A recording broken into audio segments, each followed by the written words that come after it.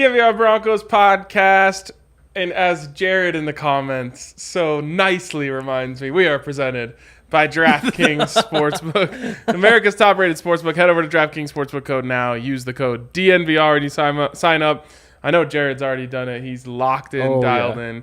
And he probably didn't even know yet that Zach wasn't here yet. So if you guys have any other help, you guys know, Zach does a lot for the show. He does. So it's kind of like Zach by committee today. So like anything that Zach would normally do, such as, I don't know, issue me a formal apology, like everyone's going to have to pick up the slack for Zach. Yeah. Actually, oh God. Should we just start by going into my new favorite segment? And I'll just tell you right now, we're going into this to start tomorrow too, because Zach's not here and he's got some splaining to do. Mm-hmm. So here it is, my new favorite segment, formal apologies. Hank, the floor is yours. Yeah. So, Mr. K, the terrible thing happened yesterday, and that was that shortly after we had talked about the punter situation, and there was a report coming out that Sam Martin declined the pay cut, and that's why he left. That was quickly refuted by our own Zach Stevens. That's the best part. Right, I know he had to do it. It's like, just keep that to yourself. Like, we're on this side. So I was wrong. I thought I could trust, because that's just a straight up lie. Like the agent straight up lied and said he declined the pay cut. Yep. It's like, I thought something that tangible, we've got to be able to trust him. But I was wrong. I trusted the agent. Shouldn't have trusted the agent. I can't believe this is happening, but you were correct. I was wrong. That's my formal apology. Oh God, I love formal apologies. This is great, and I'll own up to mine and give mine when they come, if they ever do. I actually did. I had one yesterday. I formally apologized for McTelvin and Jeem. I thought Baron Browning had the sack. Ryan, what's your favorite part of this graphic? Definitely Zach saying sorry. That's good stuff. He specifically requested that. Don't say that stuff. Of course he did. Yeah, by far the best part of this entire situation is that Zach is the one who broke the news that refuted his own take. Like, that's the best thing ever. And I don't ever want to know the story, because in my head, I believe that someone within the Denver Broncos organization, I know that they watch this show, was watching the show and then texted Zach like, "No, you're wrong. RK's right." Ugh. And that makes me so happy. Well, and I think it was Zach today who asked George Paton. We should say, we were out there about an hour and a half ago. There was a press conference talking about all this stuff. He asked something about, was there a pay cut? Was this what happened? He said, no, there was no pay cut offered. We just took the better punter. He has better upside. The hang time stands off the charts, like good directionally, all that stuff. And just, oh God, that is so fantastic. So. Can't wait to hear what Zach has to say tomorrow. We'll look forward to that. And I guess that moves into another thing that I was right about. Wow, it's just crazy. Brett Rypien. Exactly, and that's the thing, is that this was supposed to be kind of a neutral day for me, because I issue my formal apology, but then I get to flex on Zach, who was supposed to have a horrible day, and say, actually, Brett Rypien is the backup quarterback, as I said, and you owe me a pizza, but he's not here. There's no way he's even watching. I'm frustrated. It's all right. We'll get Zach tomorrow. We'll gang up on him. It'll be fun. It's crazy though, because I don't really deserve to flex on this, because up until literally yesterday, or was it Saturday? I guess it was Saturday when we had the backup quarterback conversation after the game. Up until that point, I had said, yeah, I don't think this is really a competition. I think the Broncos brought in Josh Johnson to be the backup, and they're pretty married to it. And I got to give credit to Nathaniel Hackett and his coaching staff, and George Paton as well, for not putting themselves in a box. Like, legitimately relying on their evaluations to tell them what was best for this football team. And so maybe in previous regimes, they would have said, we signed this guy. He's our backup quarterback. But no, Brett Rypien outplayed Josh Johnson. I thought it was close in training camp. And then Josh Johnson went out and got the first preseason game, and it felt like that might be the final nail in the coffin. Credit to Brett Rypien. Stayed with it. Was better in the second preseason game, was better in the third preseason game, even though it was closer in the third preseason game. Yep. And the Broncos coaching staff gives it to him. But so up until literally they announced that Brett was starting, I said this isn't a competition. Once they finally said it was a competition on Saturday night, I said it. If I need a couple snaps, And I hope that's all it is. I'll touch wood with my foot here. Yep. I feel more comfortable with Brett, and it sounds like at the end the coaching staff did too, while there may still be news on the quarterback front coming. And that's the interesting part where I'm curious where that's coming from. Because it does feel like there's this big conversation, even reporters like buzzing saying like, oh yeah, it's Rypien today, but who knows, maybe there's a move tomorrow, where that's something that kind of surprises me because I don't know who could be out there that they'd be really that interested in. It feels like if Josh Johnson was the backup, unless there's like something coming out from the team that I'm missing because I'm still kind of new here, then it seems like you'd be saying like, oh yeah, it's Josh Johnson. Easy call for backup quarterback. No need to replace him. Yeah. You mean Brett Rypien? No, I mean, if it was Josh Johnson, nobody was saying like, I bet, they could be looking around for somebody else. And the fact like Brett Rypien beat out that guy. Yeah. And it's weird. Like it was spoken about as if there would be a third on the roster, not necessarily a cut Brett Rypien and take another one. I'll be interested to see. They have done this before where they waited for the chips to fall and then went and got another quarterback. Famously, Brock Osweiler was a big one that they got after the 53-man cut down. Oh, that's right. So they drafted him. I was like, oh yeah, I forgot about the comeback tour. Yeah, so it was the Trevor Paxton year, right? Yep, it was. Yeah, I think that was it, yeah. And then they cut down to 51 and then signed Brock Osweiler and brought it back up or cut to 52 and signed Brock, get it to 53. They did it also once again, I think with Blake Bortles. I can't remember though. I swear he might have been later. I thought he was like a week or two in. Was it Brandon Allen then? It Maybe. was Brandon Allen. Okay. Was Brandon Allen. They cut it down, and then I believe the Rams, who the Broncos had just played in the preseason, had Brandon Allen. They cut Brandon Allen. Mm-hmm. Broncos picked him up. So there's precedent for it. We'll see what happens. But props to Brett and props to the coaching staff for allowing the play on the field to speak for itself. Totally. I think... I don't know. I'm curious where this could go because if you're bringing in a third, it feels like are they interested in Kellen Mond? I don't know who could possibly be interested in Kellen Mond. No. Exactly, but it's like somebody like that. Paton. Josh Rosen. That is true. They drafted him last year, right? They did. That was just last year. That's crazy. Yeah, it was just last year. So George was out of there, but I guess.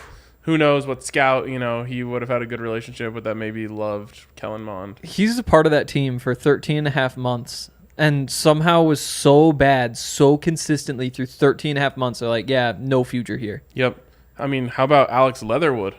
I know. And that's one. I've got a list of guys. Actually, I should plug this. The Ride coming out tonight, all about cut day. There's thoughts on some of the cuts.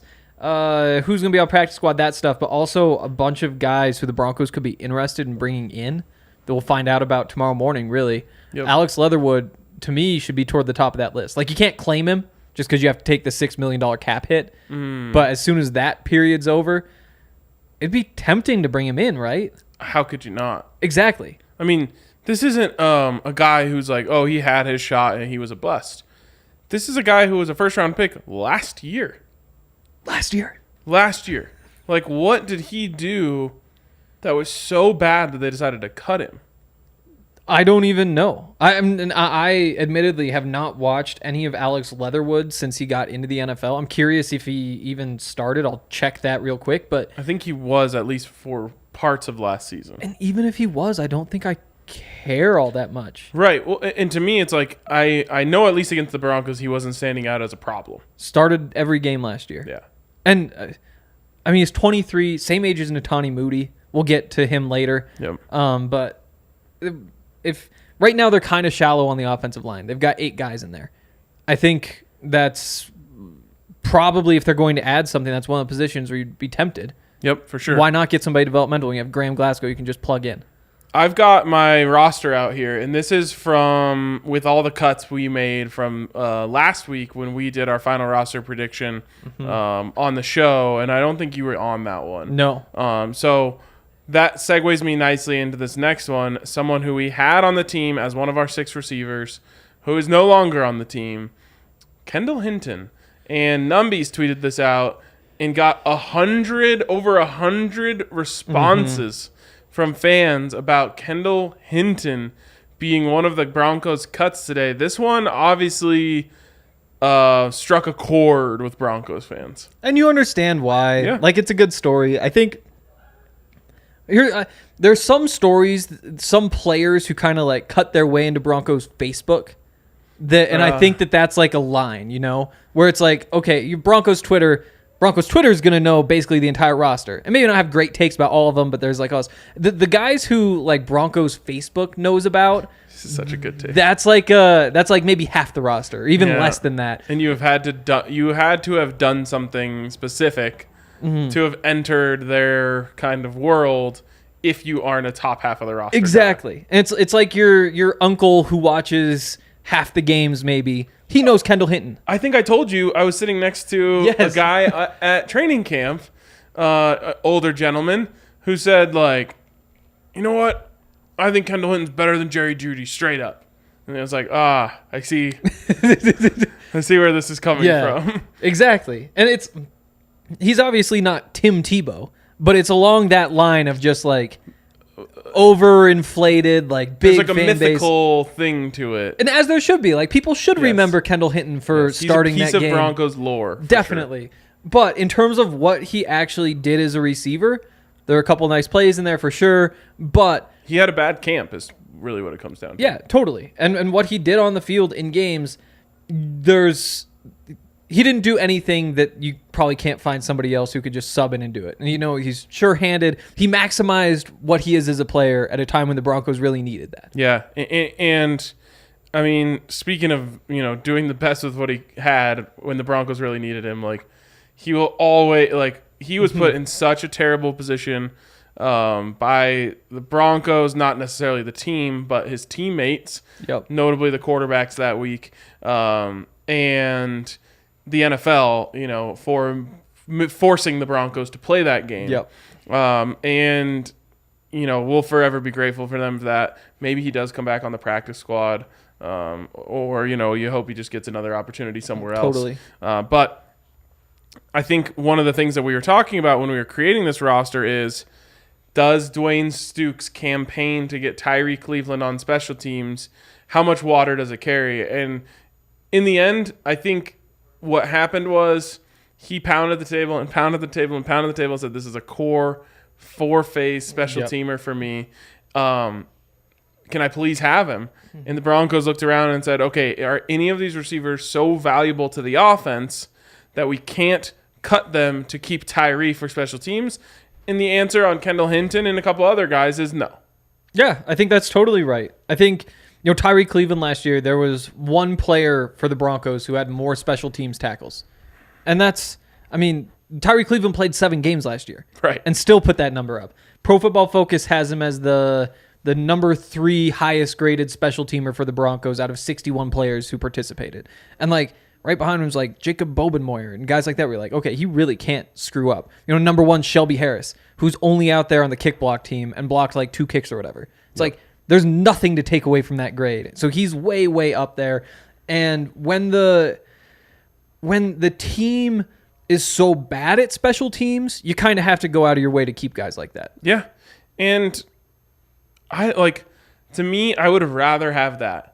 A guy who you just count on, like he's your Matthew Slater, I think that's his name. Exactly. Like that's the point. Yep. But who that guy is. The David Bruton. Right. It's like, that guy who's really good at special teams. Mm-hmm. That makes more impact than a guy who he's in and out of inactive each week. He maybe has 3 to 7 plays on offense, and Tyree can still give you that. Mm-hmm. Kendall Hinton, obviously, maybe you use him on a couple trick plays, like you have that in the bag, and he did, I think, run some solid routes and make some nice plays for the Broncos last year. But in the end, you're saying, hey, if we truly believe that a third of the game is special teams, and maybe you even pare it down to 20%, and that is more valuable. The other part for Kendall Hinton is you want him in the slot. And you want KJ Hamler in the slot. Mm-hmm. You want Montrell Washington in the slot. You can make a good case you want Jerry Jeudy in the slot. Yep. And so you just don't necessarily need Kendall Hinton, although he would potentially maybe take some of those snaps from Montrell early on. Who knows? Maybe even KJ, but it's just so tough to believe that that's what they want to do. And if the coaching staff says, no, we want these guys instead, then there's really no point. Although, I mean, at this point, you hope that you can give him to the practice squad, especially given, KJ. Is he going to be healthy all season, or are you going to need to find a replacement at some point? If you can get Kendall Hinton onto your practice squad, that is a very good situation because you can just call him up whenever you need. Yeah, it's kind of interesting. I just look at like every player who's somewhat decent, and I'm just like, oh, you can get them to the practice squad.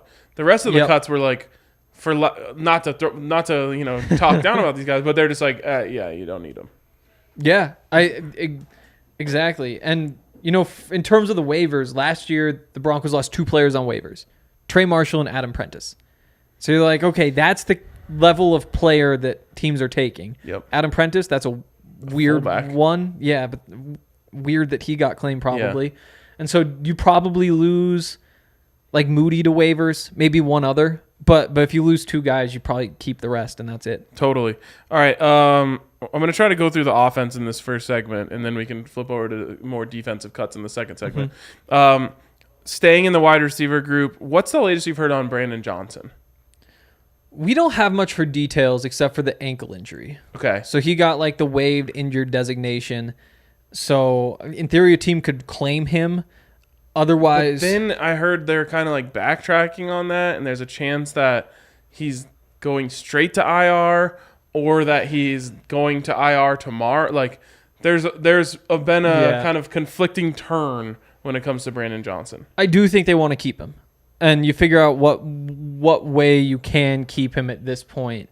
And who knows? Maybe that's a situation where he does become healthy in a month, and he takes Jalen Virgil's spot. But so here's the report from Troy Rank around 3:30. There we go. Brandon Johnson is on IR. Paton said working through next step with him. They want him back this season. That is a conflicting report because if you're on IR before the 53-man cut down, then you cannot come back this season. Exactly.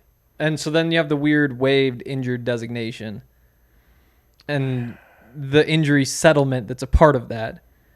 And so it seems like if you'd settled, then you're not on the team. Yeah. We'll find out more. We will find out more. Maybe Numbies can help us out. Yeah. All right. And then the story of the wide receiver group, the positive story of the wide receiver group, Jalen Virgil, man, makes the team, making it 18 out of the last 19 years where an undrafted rookie makes the Denver Broncos. Awesome story. We knew one of them were going to make it. I tend to believe it was going to be Brandon Johnson before his injury. Mm-hmm. But I think it's good on the Broncos to look at Jalen Virgil and say, hey, he was also awesome in camp. Let's give him an opportunity. Yeah, and for him, it's all about traits, and production too. I guess that's those 2 things, because during the preseason, he did have, as George Paton put it, he made a play in every game. He made a play in every practice, which I was like, well, maybe not every practice, but if you say so, you say so. He made a lot of plays. Shouted him out for what he can do on special teams. But then, from there, it's the size and the speed and the strength. And that last game, how quick he was too. Yeah. Like he's shifty and making guys miss. So who knows whether he gets much of a chance with the offense. That's the weird thing, is that usually if you're the probably number 4 receiver, you say Tyree Cleveland is just special teams. Yep. He'll get on the field after. You might get a couple snaps a game.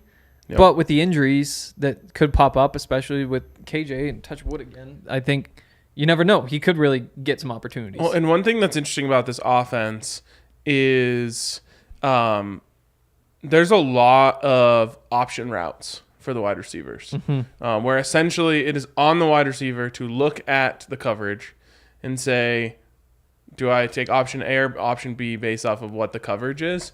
And from who I've talked to, Jalen Virgil did a fantastic job of knowing when to make those right decisions. Like, you don't think about decision-making often when you are grading wide receivers, but this offense really asks a lot of the wide receivers to say, hey, if that corner is on top of you, sit down. Hey, if that corner's on your hip, take off. Apparently, Jalen was really good at that. So that is one thing that they're going to have to I'll be interested to see, like, that's a big chemistry thing with Russ and those wide receivers is, hey, you have to look at the coverage the same way I do. And when you see they're playing off, I need you to turn around. If you have a step on them, take off. I'll hit you deep. Yeah, totally. And he's fast enough to get by defenders, and he's made plays underneath too, so we'll see. I mean, he's even returning kicks well, and you don't expect him to be needed there, but maybe there's a world in which he goes back there, so we'll see. We'll see what he does. On to tight ends. For the most part, what we expected here, the big difference here is that it sounds like Greg Dulcich is going on short-term IR. Yep. And so Eric Tomlinson, it's all good. We're all good.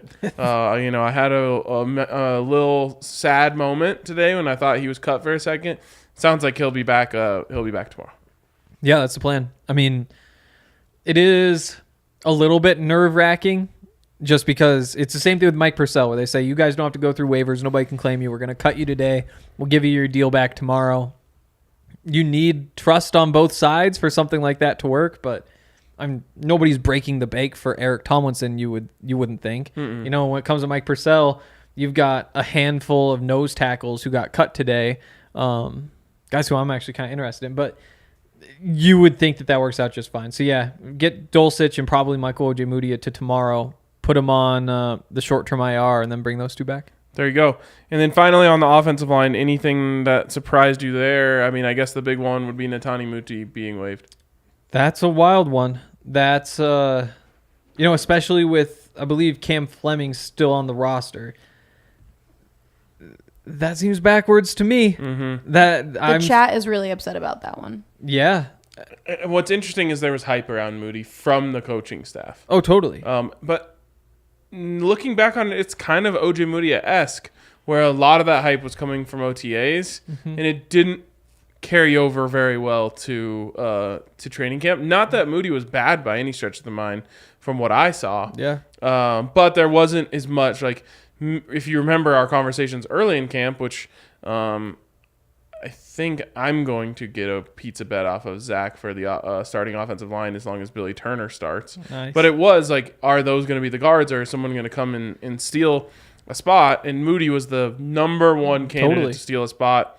Didn't work out. He wasn't made for this scheme, and so you could have easily written this off as that if they hadn't said what a great job he was doing in the scheme to start. Well, and then the other piece, so he's rotating in with the starters early on. But I think it was even like the third day of camp, they said like, oh, there was this little knee flare-up thing. We're not too worried about it. We're going to keep going. And then about halfway through camp, I guess it would have been toward the end of camp, but 2 weeks ago or so, he leaves with the knee injury and hasn't been on the field since. And so that had to have played a role, I would think. Maybe I think it was a knee that he had in college that was the big concern when he was coming out. That's why he fell to the 5th round in the first place. But do they have long-term concerns about his health? That you would think is the reason. Well, that was always the concern with him, right? Yeah, exactly. But at the same time, like he's 23, he's played some decent football. There's a lot to like, and offensive linemen are hard to find. I bet you he makes it to the practice squad. That's the one where I think he gets claimed. I mean, if he did, I wouldn't be shocked. But I'm also just I'm like practice squad until proven claimed. Yeah, that's fair. That's how I'm approaching everything. That is fair. Anything else on the OL that you want to talk about? Cam Fleming getting through surprising. Just doesn't. He was a late addition. You would assume he's probably holding that roster spot till Tom Compton comes off the pup list. Yep. Or even until tomorrow if they make a move. I guess it wouldn't be Leatherwood tomorrow. But there's some options. Alec Lindstrom, the center who got a lot of hype coming out of Boston College. Yeah. He's on waivers. They already have centers, but would you be more interested there? Maybe. But that I didn't think he'd get through. Okay. All right. Big news. Big news. DNVR Bar. Grand opening 2.0. Oh, boy. It's Friday, September 9th. So not this Friday. Not this coming Friday, but next Friday is when we're doing the grand opening. We couldn't be more excited. The TVs are in. Oh, baby, are the TVs in. If you go over to the DNVR Twitter account right now, you can see our little teaser video. If you go over to the DNVR Twitter account or Insta or Facebook. All social accounts. Just go over to Twitter. Go to Twitter. A lot of people don't have Twitter. They need to work on Twitter. that. Yeah. But if you go over to a DNVR social account right now, namely Twitter, you can see a little teaser that gives you just a quick idea of like how many more TVs are going in this bar, which is that's what I'm most excited about. Like, let's just say like you're watching the morning slate of games at DNVR. Like, there are certain places in the bar where you could watch every game without turning your head. It's wild. And that's the way it's supposed to be. And that is the way it's supposed to be. It's going to be like a sports book. It's going to be like a sports, like, I don't even know. I said like a Thunderdome of TVs. There's just so many TVs. I'm so excited. And there's a lot more, of course. A lot of people in the comments are saying they don't have Twitter. So, I feel justified. If you guys are get Twitter, justified, you'll be happy they about it. aren't justified. Yeah. I just want to make sure you can get all of this information, see all these tweets on all social platforms. That way, in case you don't have one or the other, you can see it. Also, everyone that I know that complains about Twitter complains about like political Twitter. Oh boy. Which I just avoid entirely. So I love Twitter. Wow, there's a bunch of people without Twitter. Yeah, but that's your problem, not mine. I am disappointed. Not disappointed. We have that Madden draft on Saturday. Sunday. Oh, that's Sunday? I'm pretty sure it's Sunday. Oh, let's go. Wait, I can't confirm. No, I think it is. I think it is. It's the 4th. That is Sunday. Oh my goodness. Saturday's going to be incredible. There we go. Oh, I don't think we're going to get the Montana game on ESPN. I'll bring my computer, plug that in. Boom. There's another TV in the bar. Jake and Justin are going to be hanging out watching. All right, it's going to be a party. We got some people asking, okay, can we watch the CU game? Why don't you give the whole spiel? Yeah, I will give the whole spiel. So, spiel it up. Here's how it's going to work. The grand opening is next Friday, but that is not the only opening. We are basically, I'll just give you guys full transparency. Like, we want to give our staff a chance to work their way in before we throw at them all the people that we expect to come on that Friday. So we are open for the CU game this Friday, though I would recommend you go to Boulder. I would accept you not going to Boulder if you came here to the DNVR bar.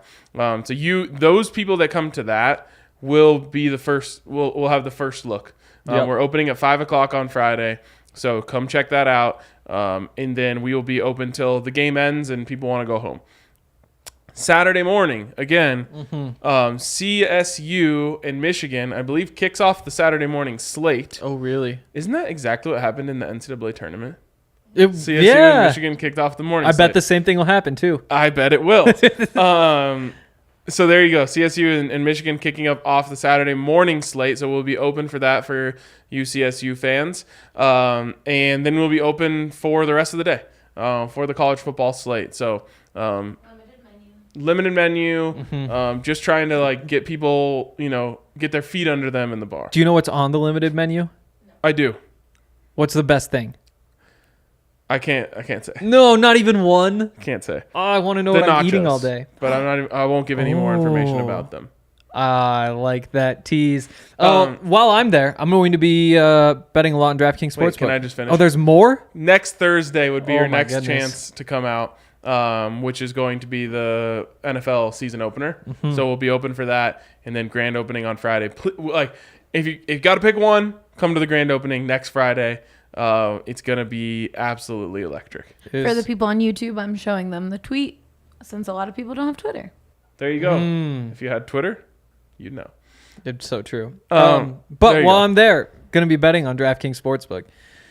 That's the best part of college football. That's why I'm interested in college football is because of the betting. Wow. Like that's what gets me out of bed on Saturdays is knowing I'm about to make a bunch of money. There are people who claim the first 6 weeks of college football are the most profitable time in sports. Maybe those are the experts. They are experts. To me, there's a lot of guessing going on. Yep. It is wild how much things change every year in college football. They really do. Where it's just like, I don't even know who's on what team. It's like star quarterback's gone. That team sucks now. It's crazy. But yeah, so many bets to be Clemson. made. I've got so much money in my bank account from all these preseason games. That's where you can really make money. Preseason football. It's unbelievable. But it's over. It is over, and I'm sure we'll be able to continue that success. DraftKings is so much fun. They've got all sorts of awesome specials. I'm sure there'll be a bunch of boosts on Saturdays, a parlay boost. They'll have just like a live bet boost again, probably. It's awesome stuff. So download the DraftKings Sportsbook app now. Use the promo code DNVR. You'll get $200 in free bets instantly when you place a $5 bet on any football game. That's code DNVR only at DraftKings Sportsbook, an official sports betting partner of the NFL. Must be 21 or older, Colorado only. Bonus issued as free bets. One early win token issued at opt-in. Moneyline bets only. Deposits and wagering restrictions apply. Eligibility and terms at DraftKings.com/football terms. Gambling problem? Call 1-800-522-4700. There we go. Also, Broncos are back, which means Broncos Country Pale Ale season is back. And it's easily the most well-branded can in all of beer. That is true. Like you get the old school D on there, the orange, the blue. It looks Royal so blue. beautiful. And it tastes as good as it looks. So go to the Breck Brew locator to find out where you can find the nearest Broncos Country Pale Ale to you. Or you can come to a DNVR tailgate where we serve it as well. So going to be awesome. Also, it's time. We have our official member pricing ready to go for members. So DNVR members, we talked about this. We kind of figured out what the best thing to do is, and we wanted to make sure that DNVR members are getting a much better deal than anyone else when it comes to the tailgate. So entry is $25, or you can do entry plus all of your food and all of your drinks for $50, which is like with a full bar. So we're stepping up the bar game where you're not like just what's in the tub. You can order whatever you want, which is going to be awesome. Also, DJ. Also, we got the TV set up. We've got more coming for the regular season. If you came to a preseason tailgate, it's not even the full experience. And just so you know, for DNVR members, you are getting a significant discount compared to everyone else, which is 45 and 75. So 25 and 50 versus 45 and 75. You go to 3 tailgates this year, you're more than paying for your DNVR subscription. That's going to be so fun. So there you go. I'm so hyped for all those. Me too. It is a shame I can't just keep drinking heavily at them, but I'll live. That is a shame. It is. That is. But, whatever. We'll have to drink heavily at Buffs games. That's my plan Friday, starting at 12:30. Let's go. That's what we Still heard. don't have tickets? No. I know a place where you can get them. Oh, yeah? That's for another ad another time. Later on. Okay, let's go to the defense. We'll start on the defensive line. Where's the surprise? McTelvin and Ajim. Yep. And is it a surprise? Probably. I mean, that last game was so good. I thought he did enough. He was so good in that game. 2 forced fumbles, the sack, 2 pass breakups. Like that, you can't really beat that from an interior lineman. Like, yeah, exactly. Like and obviously coaches just say things to guys all the time to motivate them. But if you're a coach and you tell that guy like, "Hey, go have the game of your life," and you got a chance to earn yourself a roster spot, and then you just like go do it, and then you don't get a roster spot, that's a bummer. Yep, he's another one I worry about getting onto the practice squad. There's a bunch of like big defensive linemen who got cut, like the 330, 350 pound Tyler Shelvin, those guys. But there aren't a lot of the pass rushing types. And it's a weird thing where when you go to the draft, that's what you want. It's like, it's all about the interior pass rush. But then you wind up with this room that's stacked with those guys. Even DJ Jones is sort of that. Obviously, Draymond. I think Uwazurike is like a nose tackle, but kind of a rushing nose tackle. Henningsen has looked best when he's getting the quarterback. And so when you have McTelvin and Ajim, it's just tough to find a place for him on the roster in that room. I think you said it perfectly. With that being said, I would not have been able to cut a guy who played that good of football the other day. Like, that's tough. I hope they get him to the practice squad. He also is not a George Paton draft pick. I had to like double check my memory on that. And I think it doesn't matter unless it matters at the very end. You know what I mean? Yep. Like, if it's down to you and it's a tie, like tie goes to the younger guy who was drafted by the current GM. Yep. And that's just the way it goes. I mean, Matt Henningsen kind of just played Ajim off the roster. Yep. If they thought they could get Henningsen through to the practice squad, that'd be the move. Yep. Or if they thought Ajim was significantly better than Henningsen. Yep. It's just tough now. I do think that there is a chance they try to add a veteran defensive lineman, just one more big run stuffer or something. I think that you probably want a veteran on the practice squad. Maybe that is Ajim even, just because you're banking on a rookie playing in games right now between Henningsen and Uwazurike just because of the numbers, and that's kind of a bold situation to be in, and you're one injury away from really needing some help there, I think. Yeah, for sure. Mike Purcell also. We kind of thought he was going through, especially when he didn't play in the last preseason game. But we talked about it. He'll be back tomorrow. He'll be back tomorrow. Yep. But it is. I mean, I guess it doesn't matter. The next one, the outside linebackers. This I think is the biggest upset of the entire roster, and that's Aaron Patrick. Yeah. Well, and I wrote in my game grades. I finished off the Aaron Patrick section. I can't remember say. He'll have a spot on the practice squad if his special teams don't get him onto the active roster. And it felt crazy just picking him to get onto the active roster, but he was really, really good throughout the preseason. And it just kind of went under the radar. But that last game in particular, I think he had, I can't remember. Pro Football Focus graded him out really well. He also, there was one play where the running back's like trying to get to the edge around him. You're like, okay, this guy's massive. He's about to turn the corner on him.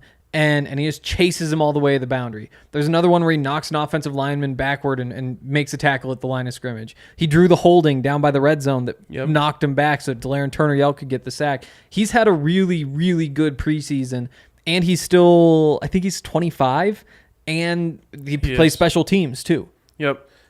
2 years of experience, and I think the traits, the physical traits, combined with production, kind of like what you mentioned with Jalen Virgil, is enough to excite you. 6'4", 245, and he moves around out there. This is a silly thing to say, but he wears 94. If you put him in 44, I think you would notice how well he moves a little bit better. Like 94, you look like a defensive lineman. 44, you look like a linebacker. And he kind of moves around like a linebacker wearing a defensive lineman's number. Now, of course, he's playing outside linebacker, but it almost, I don't know, it frames the way you look at players based on the number they wear, I think. And he can really move around. And his size also makes him look like he could be an undersized defensive lineman. Totally. And, he was quick. He was explosive. And I don't know if anyone was saying he's going to make the roster, but good for him, man. And just so cut up too. Like he's in incredible shape. Yep. Like he's one you look at and just say like, wow, you do look like a professional athlete. And now it's just getting the football skills together. And then that leads to the spot that was opened for him, which of course is Malik Reed. And this is another one that I'm sure Numbies has all sorts of comments on his Twitter about. A lot of people upset over this one. And I think this one, you have far more ground to stand on as a Broncos fan if you're mad about this trade than you are about them letting go of Kendall Hinton. Yeah, I think so. Just because of the production. Like, it's easy to look back and see what he did. At the same time, though, like, it's similar to Kendall Hinton in some ways, where you say, like, oh, you had 8.5 sacks that season? Well, you were also out there playing as an edge rusher for however many snaps. That's a lot of sacks, dude. Yeah, it's solid. I don't care how many snaps you get. Like, it's not star level production, but it is way above average. Yeah, above average. Above average. There's stuff like that you like. He's not great against the run game, but more than anything, like he's just stuck. Like we knew from the beginning of camp. Something's got to give at this position. Exactly. Yeah. Before camp, we were even saying, like, if somebody gets traded, it's going to be Malik Reed. Why? Because you have Randy Gregory and Bradley Chubb to start. Then you have Baron Browning. You have Nick Bonito. You have Jonathan Cooper. You have all these guys right there. And there's one that really makes sense going into the last year of his contract just to try to recoup something for. Yeah, for sure. And what's exciting, I guess, from a Broncos standpoint, is it's another undrafted free agent that you now turn into a 6th-round pick. You were able to do it last year with Trinity Benson, or was that a 5th? That was a 5th. You were able to turn him into a 5th. I can't even remember the name of the corner who was on the roster briefly. Then they traded him to the Eagles for a 6th or 7th. No, he was a 7th-round draft pick. And they traded for a 6th. I can't. It's like a K in I want to say there was Z. a hyphenation in there. Kerry Vincent. Okay, yeah, that's correct. Kerry Vincent. It's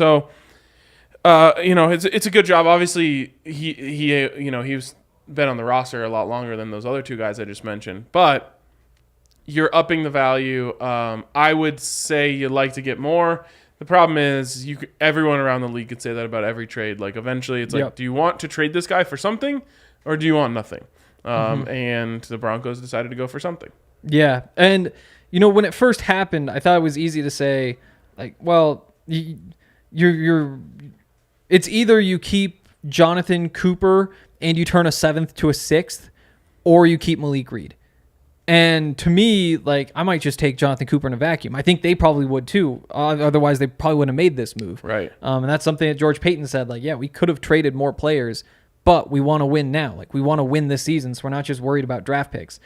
So there's that. It's the Aaron Patrick part that really it's not what you'd expect. It's not what you'd expect. And I think that's just them saying, like, we like our depth so much that we're willing to take a flyer on this guy just for his physical traits.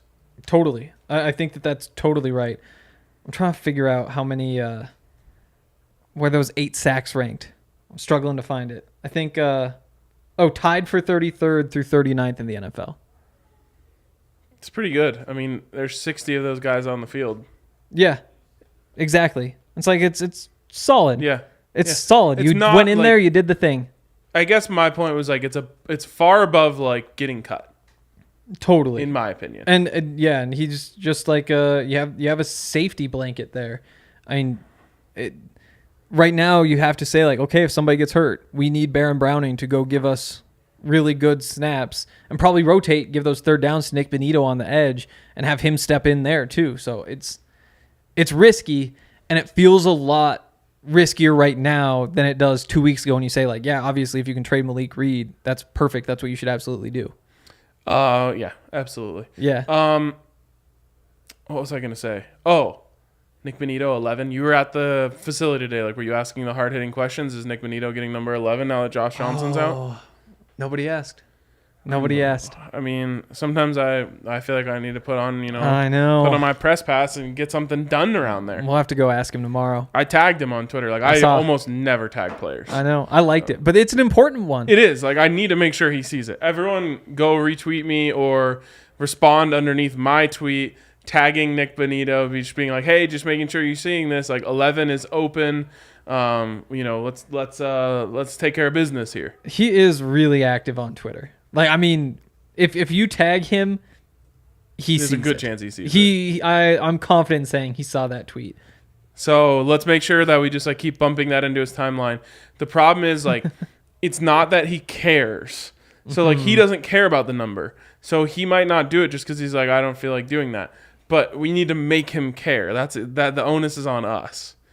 And we're doing it for his own good. Like, his chances of being a star skyrocket if he goes from 42 to 11. It's crazy. But yeah, I mean, it's totally true. If you're number 11, people remember watching you. 100%. And, the new long snapper that Zach wants him to bring in can wear 42. I know. He's still on the roster. Bowenmore's still on the roster. He is, despite having the worst play of the preseason. And my thought was... What if he sabotaged Sam Martin? I mean, the coaches know what happened there. Like, the coaches aren't going to be like, well, he did have that touchback. They're like, no. But they're not recalculating all the stats. Like, they might just look at, like, the body of work of the whole, and they're just like, yep, there it is. I mean, when the 15 of them are sitting in that room, I think somebody's going to say, we really can't put that one on Sam. Yeah, you certainly can't. And really, I mean, what helps, it would help that average, too. It was like a 50-yard punt, I think, instead of like a 44-yarder. So that number would actually go up, and they probably think, like, well, we take one touchback away, give him one more inside the 20. Wow. Maybe a punter that's, like, in the Ray Guy conversation should just have, like, one of their teammates catch a ball at the 19-yard line and just run it all the way into the end zone. It's so dumb that's how that works. Yeah, it really It's is. so dumb. Like it's a toe tap. It's like a catch. Right. If you get 2 feet down, you should be good. I completely agree. It's so stupid. Okay, inside linebacker, no surprises. No, Justin Sternad makes it. I think we were probably there at this point. Excited for him. Great dude. If this were like Hard Knocks, I feel like he would have had like the bubble story, and like this would be like a feel good story for everyone. Like, oh hell yeah, he made it. It's possible. Like, because think of like the storylines. Like, oh, Joe Schober gets brought in, and like That is true. he's like, there's like a scene of him like That is talking true. to like Alex Singleton. He's like, shit, dude, I might be in trouble. Yeah, and then he ends up making the roster. It could be. It definitely could be. And to his credit, I feel like he got better at what he's good at, which is pass coverage, and he got better at what he's bad at, which is defending the run. There's a lot of work to be done defending the run for sure, And even in coverage too. Like Yes, the thing of is course. right now, like he's like solid in coverage and he's like getting to solid against the run. Like you need him to actually be, if you're going to put him on the field, he needs to be good at coverage. Yep. Like you need to be able to say like line up against somebody and cover him, not like, it gives us probably a better chance than Josie Jewell. Yes. And so that's where I think he really the needs next to step for improve. him. Yeah. Yep. Like be able to be like a real dime linebacker. Absolutely. And then finally, defensive backs. Surprises? Not really. I thought Usain Bassi could be done just based on what we've seen. I think keeping Fayon Hicks might have made more sense in the long run. You'd be really young though, especially with Ojemudia starting out on the IR. George Paton did say today that just because Hicks is starting on the practice squad, a little assumption there that they're going to get him through, but that doesn't mean he's not going to be called up for week 1 just because whatever happens. I love that George Paton operates like I do. Everyone's going through. Yeah. Until further notice. I do think that's a spot where, like, if they add a player, I think it's offensive line or cornerback through these waivers. Tariq Castro-Fields from Penn State, he got waived today. I'd be tempted to throw a claim in on him. All right. Quick breakdown. 2 quarterbacks, 3 running backs, 6 wide receivers, 4 tight ends, 9 offensive linemen. That adds up to 5, 11, 15, 24 on offense, which leaves 3 on special teams. That's 27. And then the rest would be, let's see, how many is that, Henry? 26. There it is. 26 on defense. 24, 3, 26. Every time we had made a roster, it was 25, 25, 3. We acknowledged when we did that, it usually leans 1 towards the defense at least. And that's the way it ended up shaking out. Yeah. Josh Jackson got cut today too. Josh Jackson. He was Iowa, I think. Oh, yeah, he was good in Madden for me one time. Oh, okay. He'd be another one you look at. Yep. Anyone else? I think those are, that's where I would go, is probably just with whatever I said. Tariq Castro-Fields. So you mentioned that you are going to the Buffs game. Yep. On Friday. Yep. And you need tickets. I do. I have an app for you that legitimately I have been using for years now. I want to say the first time I used this was when Allie and I went to the Avs Predators game in Nashville, and I fell in love then, and I've been using it every single time I need tickets since. And it's the Gametime app. It is the hottest new ticketing site that makes it easier than ever to score the best deals on tickets to sports and shows. And again, like, to me, every time I look, you're getting fantastic deals on Gametime. And it's kind of one of those things, the longer you wait, the better it gets. Like, and they're giving you fantastic deals on fantastic tickets. So you got to buy tickets through the link in the description on our website. That actually helps us out a lot. I can't stress that enough. Don't just, download the app and go through there. Go through the link on the notes page or the description of the show, and get your tickets. Like, you'll pop on there right now. In fact, let's just do it. Let's pop on to Gametime right now and see what tickets are looking like. Starts at $56. I always use like the all-in pricing. What is that? It just includes so the fees. You can see the fees. So it's less before fees. There you go. I'm about to share the screen for all the YouTube viewers. You're gonna watch the show while watching the show, real quick, as I get to that link. Oh wow, that's gonna be showception. All the YouTube viewers. Oh boy! Oh, gosh, I don't. That's not good. It was 1 second. Jeez. This might send people into a spiral. All right, you see it's right there. There you go. Oh, she's showing you exactly where to find it. So there you go. Use the Gametime app. Get up to 60% off. It links to all of them. When you wait. If you're like me, you procrastinate. Yep. You wait until the very last seconds to get tickets or to do anything, really. And Gametime is the perfect app for you. So, again, please use that link in the description to download the Gametime app to get your tickets to the Buffs game, the Broncos game, whatever you're doing. Use Gametime for it. It is a fantastic experience. Yeah, it's what I've always used too, at least for the last like couple years or so. I don't even remember why I started, but it has been kind of the only one. I just think it's because the user interface is awesome. Like customer experience is awesome. The map is great. Yep. Sometimes, Allie, remember when we got tickets to an Avs game and it was just like random like flash deal? We got first level tickets for like $45 or something. It's almost every time I log on. There's always something. Maybe that's just because it's Avs and Nuggets and they're trying to get rid of them. Because that's the thing is they sell them right before the game. But yeah, might as well talk about our friends over at DNVR Rugby, the American Raptors. Give me 2 seconds. I'm showing them how you can. This is the view of where your tickets are. So it makes it really convenient. A lot of other apps don't have that. Yeah, it's super interactive. There you go. All right. There we go. Yeah, American Raptors. Don't need to use Gametime for them because you can go to the website and get free tickets. That's true. It's even a better deal, which is kind of crazy to think about, but it's free. Can't beat that. There's it's rugby. I mean, it's fun. They bring in a bunch of athletes who played other sports, teach them how to play rugby. They train in Glendale at the same facility as the U.S. national team. They're trying to get better athletes into rugby here because all the best, like all the people who would play football in other countries, they all just play rugby there. And so you need like the top American athletes here. So that's the idea. And like I said, you can go over to the infinitypark.com and you can get the free tickets to go see the American Raptors. Boom. And also another reminder about our friends over at DraftKings Sportsbook. Football season's back. There's so many great things going on at DraftKings Sportsbook. Like every week they're coming to you with even better and better deals. So get over there. Check out the lines for college football this week. Of course, we've been telling you over and over again to get on that Broncos line before it gets over a touchdown, which it's creeping towards. Speaking of creeping towards, the Buffs line has gone all the way up to 14. It's opened at 6.5. So a lot of value on the Buffs, or you could fade them if you want, depending on which side of the state you're coming from. I'm having a down Buffs day, if I'm being honest. Aww. Which means like by Friday I'll be back up again. But that 14 points, I'm like, that's starting to scare me like it didn't yesterday. There you go. So there you go. There is what was the promotion that you mentioned again at the beginning of the show?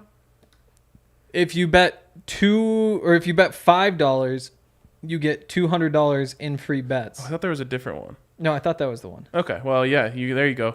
Use promo code DNVR to get $200 in free bets instantly when you place a $5 bet on any football game. That's code DNVR over at DraftKings Sportsbook, an official betting partner of the NFL. Must be 21 or older, Colorado only. Bonus issued as free bets. One early win token issued at opt-in. Moneyline bets only. Deposit and wagering restrictions apply. Eligibility and terms at DraftKings.com/football terms. Gambling problem, call 1-800-522-4700. Remember to use that code DNVR over at DraftKings Sportsbook. All right. Do we have any super chats? Yes, we have one. Okay, let's hear it. But we have one super chat and then one really good question. Great. Oh, okay. We love a good question. Bryce said, listening while working out, could not miss the Best Broncos podcast after cut day. Good work, fellas. Any depth trades you could be looking at? I mean, Henry's got the ride coming later tonight. Yep. Anything you want to preview from there? I mean, you've mentioned a couple players that you wanted to look at. I think Leatherwood is the one that I'm most intrigued by. I'd also love the chip on the shoulder cut by the Raiders guy. Like worked out well for Shelby Harris. Yeah, Jared Davis from the Lions. Ooh, He would be a fun one. little speedy-ish linebacker. Yep. The problem is all these guys have flaws, but like Yes, that's Kingsley why they were Keke, exactly. The defensive lineman from the Packers started a bunch of games up there. Yeah. They're really deep. He'd be good. Oh, they also Keke QT. A lot of Kikis out there. Yeah, double. That's what made me think of it as the other. Do Keke. you love me? You know. Like he's on waivers. That'd be a good one. I don't. Oh yeah, it's Drake. Yes. Yeah. Quincy Roche. Probably no room for him. The edge rusher from Miami, who's going to his second season. Yeah. There I was was thinking of Isaac Roche, who is famous on TikTok. He was kind of the Nick Benito of last year. Just like crazy burst off the edge coming out of Miami. But obviously things didn't work out. There isn't much room for him, but he'd be fun. All right, let's jump into the comments We have one more. from Allie. That's what I was going to say. No, Aaron here said if it takes 13 Zacks to stop a wide receiver and it takes 1 RK and 1 Henry to equal 1 Zack, does it take 26 total RK Henrys to stop a wide receiver? A little math problem here. No, that's not how this works. We need, not only do we need Henry and I and Allie and the comments to make sure we take care of all the things that that Zach usually helps us with. Not necessarily does everything, but at least reminds us that it needs to be done. That does not apply to stopping wide receivers. Yeah, it is kind of crazy. Like you realize on days where he's not here how much he does. Where like he sends the headline and you're just like, you don't have to do that because you're not on the show.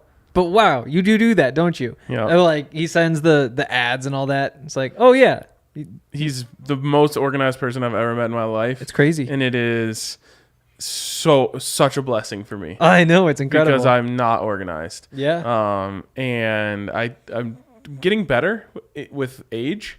You just like I would agree with that. You are getting better. you just like naturally become more organized. We're still waiting for that to happen for Henry. Yeah, you don't really have a luck. choice. I think you just like have to. But Zach, like from day one, I was like, oh my god, I'm so happy to have this guy on my side because his strengths are my weaknesses. I hope he's not listening to us be so nice to him. It's true. I'm It's a waiting on little my scary. formal apology. All right, now we'll jump into the comment section on the DNVR.com from Melbourne Bronco. My boys, following up on yesterday's triple 10-sack statement, it can be done. He only has to go back 10 years. In 2013, Bills Mario Williams, Kyle Williams, and Jerry Hughes had pulled it off for only the 20th time since the sack became an official statistic in 1982. In 2014, Mario Williams, Marcel Darius, and Jerry Hughes did it again. Wow. Who knows? It is possible. And has Zach apologized yet? Cheers. No, he hasn't. No, he needs to do that. Should we page him in? Nah, let's get him tomorrow. Yeah. So Mario Williams, once considered a bust, part of the 2 greatest sack trios of all time. That's kind of crazy. I feel like there was another guy who I get confused with him. Was there another? Oh, Mario Edwards got cut today. Oh, okay. That's who it was. There you Obviously go. not Mario Williams. He's old. Mario Williams was the one who was drafted ahead of Reggie Bush. Actually, 2 Marios cut today. Also Mario Goodrich. Dang. Tough day for Marios Marios. and Kiki's. And Kiki's, yep. Mike1809 says, fella, it's been way too long since I've commented, but I'm listening every day. Thank you. I've got a baby girl due any day now, and I cannot wait to dress her up in loads of Broncos swag that we got her. That's awesome. We also have an Avs Stanley Cup Champions bib, which is just fantastic. Here's hoping that she's a good luck charm for the Broncos, Avs, and Nuggets for years to come. Congratulations, and good luck with everything. Congratulations. Yeah, That's amazing. congrats on the baby. Here, we'll do a little. Oh, wow. Don't disturb the baby. Ooh, babies hate Baby that. is not born yet. You can still disturb it. No, I Oh. think babies like to hear things. Okay. Yeah. Comments from, I guess it's only like 3 hours ago. Never mind. The problem Probably is still not born. we can never ask babies inside the womb if they like hearing noises. That It's gonna reminds be a tough me- interview. That is true. I watched the craziest movie last night. Uh-oh. It's called Old. Have you heard of it? No. It's where these people get trapped on a beach, but time moves. It's like every half hour is a year. Oh. It's messed up. And having a baby reminded me of that. Damn. I won't do spoilers, but it's a wild movie. 6 hours is 12 years. Yeah. So what's the goal? They have to get off the island so they stop aging so quickly? I mean, that's the goal for them. Yeah, they they really hate it there. Do they consider just swimming away? I don't want to give too much away, but yes, they do. I'm just saying, like, where does the force field end, you know? It's actually when I first saw it, I was like, well, this is kind of dumb. They should just leave. But then they actually justify how that works and why they can't leave pretty well, nature-wise. Again, I don't want to give too much away. I think I'd rather die from a shark attack than just like watching myself wilt away on the beach. Wow, I had never thought of that one. If I've got to die today, I at least want people to be like, man, he was so young. That is true. Shark attacks are such a cool way to go. Yeah, I guess that too. Shark attacks would be cool. Yeah, he's 85. He lived a good life. They're like, what? He was 30 yesterday. Exactly. That's a wild movie. All right. Broncos RB question for y'all. He says, I've done a bunch of the best ball drafts over the summer. I don't know what that is. And can't get over the difference in average draft position between Javonte and Melvin. Javonte has been going right around pick 20 or so right at the end of the second. Melvin, meanwhile, has been going around pick 110, 90 picks later in the 10th or 11th round. Other running backs going in the same range as Melvin, Cordell Patterson, Darrell Henderson, Rashad White, Kenneth Gainwell. So I've been picking up a ton of Melvin as a great way to get cheap exposure in what should be a great running game and take advantage of the pass-catching chops of Melvin. I get that Javonte is a starter, but the crazy misprice for Melvin, right? Yeah. Yep. First of all, best ball's crazy popular right now. Okay, explain. Basically, you just do the draft and then that's it. And so just whoever your best players are all season is just who goes. So you have depth or no? Your team is just your team, and you don't make any moves. No moves at all. Like, you just draft a team, and it's like, oh, this week this guy was really good. You get his score. Oh, so your best scores play no matter what. Yeah. Oh, that's so much better. Yeah, because you don't have to think about it all season. Oh, if anyone wants me to sign up for one of those, I'll do it. I know. All you have to do is draft. Yep. And then just tune in at the end of the year to see if you're actually any good. But yeah, I mean, Melvin being that much later is kind of crazy. I have a new answer for anyone who wants me to be in their fantasy league. Is it best ball? It's best ball. Yeah. No, sorry, I only do best ball. Exactly. Speaking of best ball, DNVR Scramble, I believe there's one foursome remaining, so get in on it. I also think, like, touch wood, the thought has always been like, oh, if Javonte or Melvin goes down, the other one's going to put up big numbers. That's a big touch wood. But I think Mike Boone steps up, and it's still split almost pretty similarly. Love pro Mike Boone takes. The Chad, my boys, two things. First, we need a rehash of the great punter debate of 2022 following Zach's tweet today. I agree. Second, now that we're through all the offseason things and the roster is trimmed down, does this team pass the sniff test? Are they as good as they look on paper?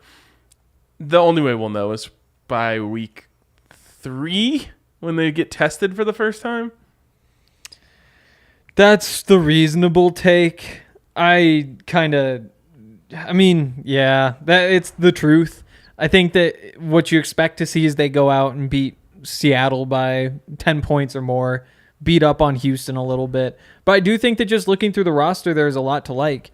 And obviously top line talent is what it is, but it's when you look through the depth, it's like, okay, maybe just a little bit shallow at receiver. But Graham Glasgow on the bench, that's a great situation. Yep. He's looked really good. The tight ends, the depth is good. Like top end, who knows, but the depth is good. Same thing with the edge rushers. Same thing with the secondary. So I do think that I think that it's a really solid team, and the depth is what stands out. Okay. Yeah, I gotta wait until week 3. I won't know. But also, have you seen this Thursday Night Football promo that's running right now with the fake balls? Yeah. What's going on there? What are they trying to do? Somebody said it's a lot like IHOB. Remember IHOB? Yep. International House of Burgers. Yeah. I guess it worked because I remember it. Exactly. And then for like a week, they're like, yeah, IHOP is now we want to emphasize burgers. We're IHOB now. But that was like funny. It was funny, I thought. Yeah. 2, it was semi-believable. Exactly. That's the thing. Like, different footballs for Thursday Night Football, not even like different colors. Like, different colors might have been believable. Totally. Different shape is not believable in any way. Just small, thin football. Yeah. Like, yeah, it's not believable. There were a surprising number of people believing it, though. That's the people who spilled over from Facebook. It was the Facebook people. Yeah, but I mean, you see, I don't know. They'll do this thing and create some drama, but a different color ball would have been the way to go. Just something that's semi-believable. Yep. Although I'm in for if they want to change the balls for Thursday Night Football. I am not. I don't want to see that. Can you imagine like someone throws for like 900 yards and they're like, "Yep, he's got the record." And everyone's like, "Wait, hold on." The ball goes twice as far and flies twice as fast. I mean, think about this. The NBA at one point was just like, if you shoot from back there, it's worth 3 points now. And everyone was like, cool. And it changed everything. If you play on Thursdays, you get to throw with this little ball. I don't know. It's basically the same thing. Yeah. Big Hank Stan says, be totally honest. Did you foresee the Malik trade in the works? How much of the deal was known in the media prior to the move? Is Paton's lock and key impenetrable? Okay, so did we see it coming? Only in the sense that we talked about it over and over again. Like when you look at the roster, it's a thing that makes sense to do. Yes. Like you either trade him or Jonathan Cooper. At the same time, George Paton has a history of trading guys like late in the process of the offseason for late round draft picks. Totally. And that part of it makes sense. Do we hear anything? I didn't. Maybe Zach did. Numbies for sure was on it. Numbies was probably all over it. Just like he was on the punter stuff after having the opposite take. That is true. All right. Also, who on the staff is currently scouring the other team's practice squad rosters for possible pilfers? How does that job get done? Mr. Numbies, did you ever do that for the Browns when you worked for them? Love, Stanley McStanderson. That would be the pro scouts who are in charge of doing this stuff right now. Also, maybe some college scouts in terms of undrafted free agents who could be hitting the market. Numbies was definitely not doing that for the Browns. No, he was not. But they were asked about that today. It's basically all of them. But those guys kind of leading the way. That's a big job, dude. There's 800 players that they're looking through, and they're going player by player through all of them to see if there's anybody they want. Sounds kind of fun. It does sound fun. It sounds like a lot of fun. But also, like if that's your day-to-day job doing those sorts of things, I could see how staying up till 3 a.m. doing it might not feel fun in the moment. Yeah, I'm sure. It's kind of like how, like yesterday, I shit on the Deadspin people for doing Manti Te'o dirty. But while I was watching the documentary, I was like, this was probably so fun for them. Like once they got the tip and they like started every time they dug a little deeper, like another layer. Like I was like, that actually sounds really fun. That would be so much fun. Then like rooting someone's life, that part doesn't sound as fun. But the search sounds fun. Pros and cons. Bronco Oiler says, watching Damani Leach being introduced by Greg Penner yesterday, it finally hit me that we're in a completely new era of the organization, and it honestly gave me goosebumps. Between George Paton, Nathaniel Hackett, Russell Wilson, the Walton Penners, and now Damani Leach, it is remarkable to see how much change has taken place in the organization. I feel like the Broncos have tried to coast on their reputation for the past 5+ years, but for the first time in a long time, it actually has the aura of a world-class organization. We talk about the Steelers, Patriots, Ravens, etc. as the premier organizations in the NFL, and I easily see us being firmly in those ranks, but with a young, diverse, forward-thinking group that may be a little more willing to challenge the archaic ways of the Shield. I know the proof is in the pudding and we've yet to have a taste, but I've got a really good feeling about where the organization is going. Yeah, I think the same thing. You know, it's just tough to make any big decisions, evaluations early on. But so far, everything's going well, and I like the approach. Yep, and also you have to take into effect like the George Paton moves that came before that. Yep. So like Damani Leach, I think, had a quote where he was like, one of the things that excited me is just how much change has happened in this organization recently, because it's like essentially all of these people, George Paton, Damani Leach, Kelly Klein, Nathaniel Hackett, Justin Outen, Ejiro Evero, all of these guys, they're building their own culture. Yep. It's not like they were asked to come in and assimilate to a certain culture. Exactly. They're building the new Denver Broncos culture, and that has to be really exciting for them. Totally. And the potential for all of it to stick together for so long.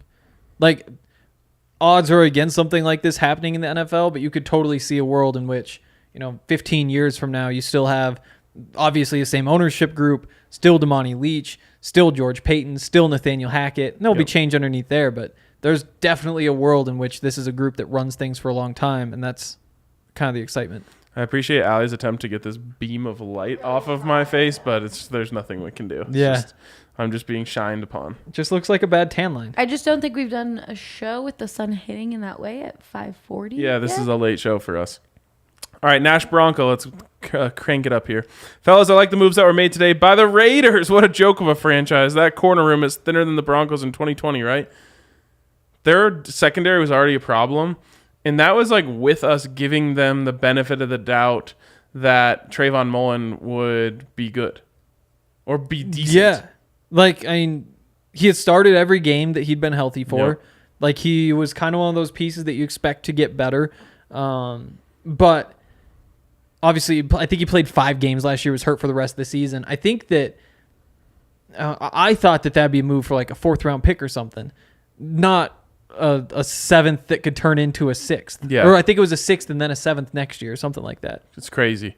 He goes on, seriously, though, I like how this roster is shaped up. A great mix of young, developing talent, especially on both lines and in the secondary, and established veterans. I share the sentiment of Bronco Oilers. I think the Damani Leach hiring isn't being talked about enough and will be a big part of the Broncos being catapulted back into not just relevance, but dominance as a top-tier NFL franchise again. Yeah. I mean, you could see it. I can just see, I'm just like, for years now I've said like, all right, guys, it's time to move past the Kubiak, Elway, Shanahan, Boland thing. Yeah. Like that, not that that was bad. That brought the Broncos 3 Super Bowls. Yep. And a whole era of awesome, awesome stuff. But all good things must come to an end. And there's still a Kubiak connection on the team. They were kind of clinging to it late. Yes, like, this is what we do. It's what we do. But now they really have just turned the page, and that's going to be. It's just so fresh, so new, and so young. For sure. Last one here, Arvada Luke. Fellas, lots of interesting moves today. It is exciting to see the roster come together. What was the most George Payton-esque move the Broncos made today? I think the trade Yep. will always stand out. The trade right before the deadline, the cut deadline, that feels like a George Payton type of move. Mm-hmm. I think it feeds into keeping Aaron Patrick on the roster. Like, that's a little bit of a heat check. Yeah. I think that's fair. Is there anything else? Not that really stands out. I think the Brett Rypien move was a Nathaniel Hackett move more than anything else. Just like, hey, take the guy that you feel more comfortable with, and he went with Rip. Mm-hmm. All right, he finishes by saying, also, what player on the 53-man roster not named Russell Wilson are you most excited to see play this year that we didn't really get to see any of in the preseason? Cheers, Arvada Luke. For me, it's easy. It's Jerry Jeudy. It's put up or shut up time for Jerry, and he's going to have the best possible opportunity to do that. There's so many good options. That he's right there at the top, though. I think that's probably the obvious answer, right? It's tough to argue with that one. Yep. But I mean, Bradley Chubb, Randy Gregory, Pat Surtain, Javonte Williams. Javonte, Melvin too, really. Yep. I mean, he's been incredible. Justin Simmons is going to be fun. K1 Williams. Yep. If he's good, then all of a sudden that unlocks the whole rest of the back half of that defense. I'm excited to watch Pat Surtain by not watching him, if you know what I mean. Exactly. It's like, oh yeah, there's Pat Surtain. They haven't thrown at him all day. Quinn Miners would be way up on that list, but he got the one drive, so he doesn't really qualify. Maybe even Bowles. Just Bowles out there, if he's tossing guys around, that would just open everything up for the offense. Russ outweighs everything by so much. Yeah. I'll go with Jerry, too. All right. Sounds good. All right. Please hit us with a thumbs up if you're watching on YouTube. I saw someone in the comments earlier. Multiple people. Yeah, telling the people to hit us with a thumbs up. It helps us with the algorithm. We're all about the algorithm. So help us get into our algorithm by moving up the charts. And excited to have Zach on tomorrow. Yeah, definitely. Especially because we get to make fun of him. Shout out Numbies. And we will talk to you guys tomorrow. Help us do Numbies by hitting us with a thumbs up and give us that iTunes review. But we appreciate all you guys who tuned in. And again, we'll talk to you tomorrow.